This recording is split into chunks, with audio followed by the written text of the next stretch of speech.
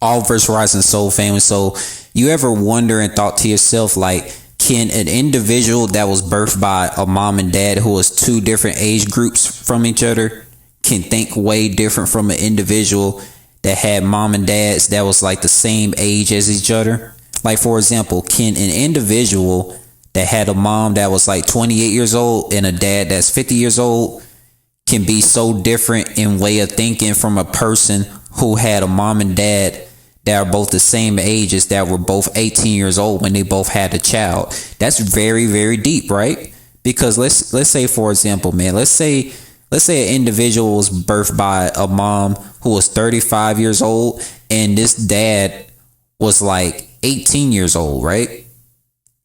That individual could probably think way different from the individual who was birthed by a mom who was 60 years old and the dad was like 65 years old.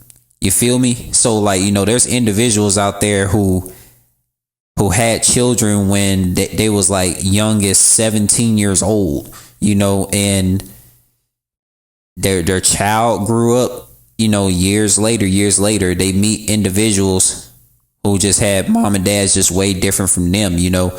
Imagine this though, man. Like, that's just something very deep, man. Like I always thought about that in the back of my mind, heart, and soul eye. You feel me? Like, you know, can it really be true? Can it really be true?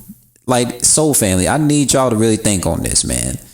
You know, because imagine meeting an individual who was birthed by a mom and dad that was both like 24 years old, both of them 24 years old. And then you come across another individual who was birthed by individuals that was like 45 years old and the other one was like 70. And that individual who was birthed by a mom who was 45 years old and a dad that was 70 years old, they think way different from that individual who had a mom and dad that was both 24 years old. That's just something to think about.